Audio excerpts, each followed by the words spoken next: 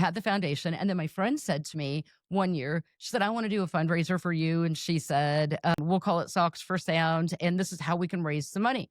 And we've never received any state or federal funding. So we're fully self-funded. And I said to her, well, okay, but I don't know how to do that. So I'm not a do-it-yourselfer. That's not me. Like, I'm not a crafter. Like, I Right. don't have patience for that. And I appreciate everybody who can do that because I have a lot of friends that come in to my rescue all the time, but that's not me. So she said, I'm going to make this pattern and it's going to be a stocking. We'll call it Socks for Sound. And so she said, we'll do it out of burlap. Her name is Brandy Lazowski. And so she said, and then we'll paint them. And I was like, Brandy, I am not doing that.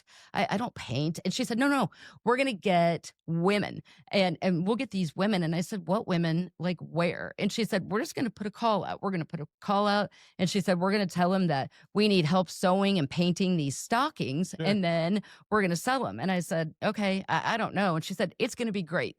So I said, all right, well, what do you need? And she said, well, I need you to get the paint and the fabric. My cousin Ivy happened to have like some crazy amount, 50 yards or 100 yards of burlap fabric that we needed left over from her wedding. Like she used them for table runners or tablecloths. Right. So we got the fabric and then we went to Lowe's, Menards, Hobby Lobby. We got paint donated.